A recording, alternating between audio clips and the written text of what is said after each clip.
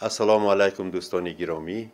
اینک ما باز با شماییم و نمایش پند و اخلاقی بی‌غرض پند در خدمت شماست. مراد از خلق خوشگویی است و غرض از رفق نرمی و دلجویی.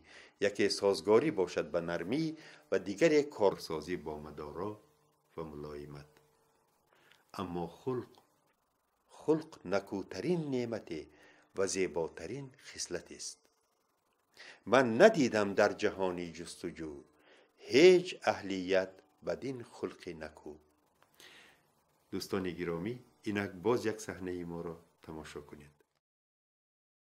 درود بر تو ای مرد زحمت، خسته نباشی. درود به تو ای مسافر، اگر تشنه ای کمی بشینو، کفتی ره برار، من حاضر برایت آب میارم. من تشنه پاسوخم، نه تشنه آب. من سؤال دارم، میخواهم جواب آن را از زبان تو بشنوم. بپرس. اگر قدرت جواب دادن داشته باشم پس آن را تو میشنوی. گوش کن. هرگاهی که من از این راه میگذرم تو را همیشه مشغول کار میبینم. شب را شب نگفته، روز را روز نگفته زحمت میکشی، حالان که دیگران در برابری زحمت استراحت را هم فراموش نکردند. آنهایی که کار و استراحتشان برابر است،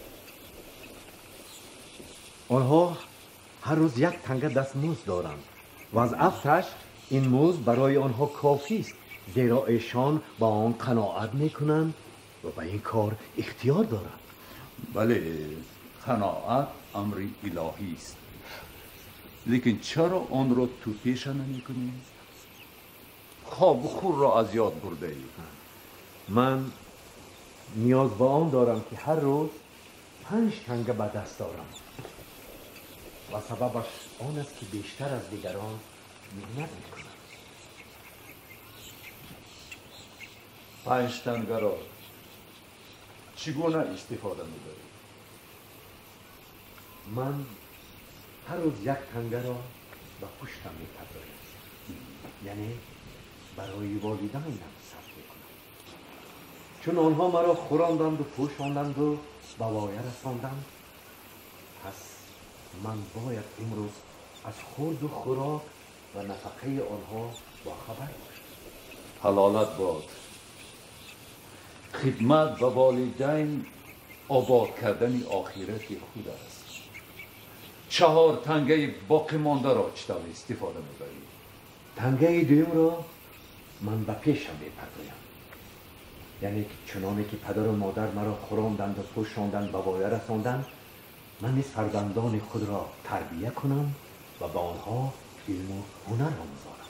نیتی نیک. انشاءالله موفق خواهی شد. بعد از آن تنگه سیوم را من به کتف چپم میپردازم، یعنی برای نگه داشتن و تأمین عائله و خانواده خود. حلالت باد. تأمین عائله کاری است مقدس و خیلی زحمت طلب. دوام گیر. تنگه چهارم را من به کتف راستم میپردازم، چون وقتی خانه‌دار کنی فرزندانم رسید، من باید آنها را توی کنم، با خانه و در تأمین نمایم. تنگه 5 را چی؟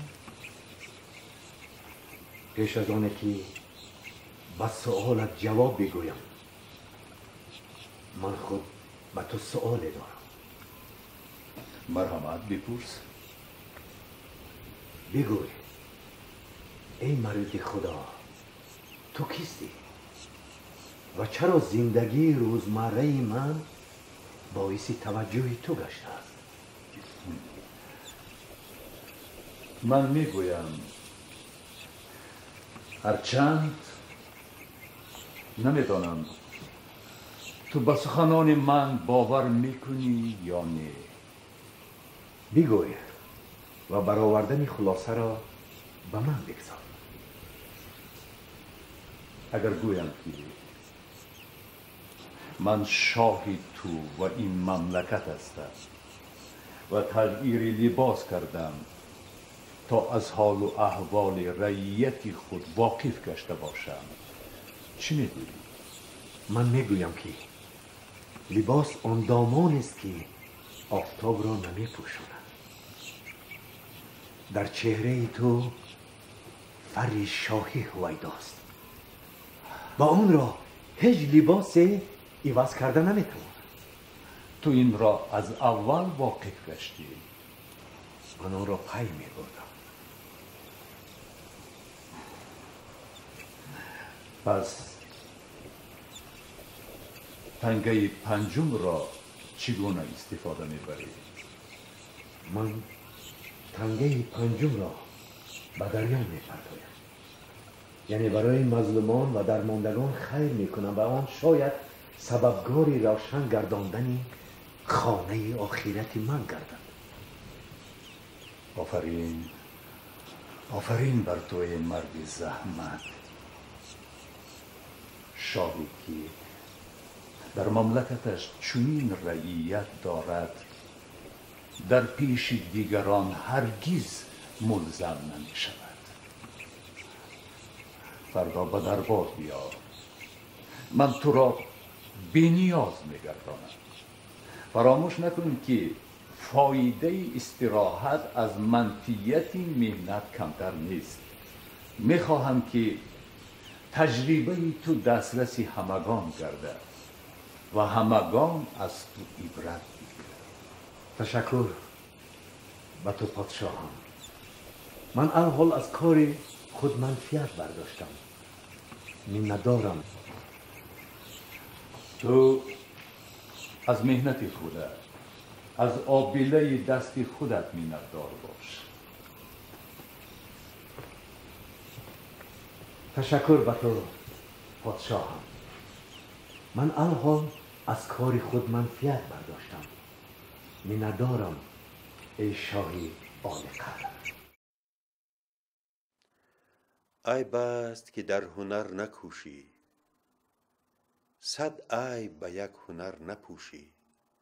صاحب هنری که با تمیز است، در دیده مردمان عزیز است. در موسم قدرت جوانی، نقد به کفار تا توانی. دوستان گرامی، امروز به دست ما مکتوبی رسیده است. سلام و سپاس و عرض احترام مرا قبول نمایید. برنامه شما همیشه در خدمت خلق بوده میکوشید که مردم تاجیک بخصوص جوانان خوش اخلاق و با تربیه به وای رسند و مدنیت و فرهنگ بلند خلق و ملت خود را در حیات هر روزهشان نشان دهند. یکی از هدفهای برنامه تلویزیونی بی‌غرض پند از مبارزه بر رفع کمبودی و نقصانهای معنوی و اخلاقی با استفاده خیلی به مورد پند و اندرس‌های ادبیات بای و غنیمان و صحنه‌های بغایت جالب و رنگین و هدفرسان تربیوی و اخلاقی است. برای چنین خدمت نیک بار دیگر منتداری ما را قبول نمایید. مؤسس گیمنازی خصوصی به نام رسول ناحیه رودکی، مقیم زاده محمد رسول. به هر کاری که همت بسته گردد، اگر خاری بود گل دسته گردد. دوستی گرامی، اگر شما با ما تماس بگیرید، شاید در آینده نزدیک ما با مصلحت و راضیگی راهبریت رادیو و تلویزیون تاجیکستان و شبکه اولی تلویزیون تاجیکستان شاید یکی از برنامه‌های نوبتی را در مکتب شما به نوار بگیریم. در چنین حالت هم طالب علمان و هم معلمین می توانند در تحلیل آن صحنه‌های زندگی که ما نمایش می‌دهیم شرکت کنند و به همین واسطه دانش خود را تکمیل بدهند. دوستان گرامی، با همین ما به نمایش نوبتی پند و اخلاقی بی‌غرض پند حسن خاتمه می‌بخشیم. خوش باشید تا بازدید.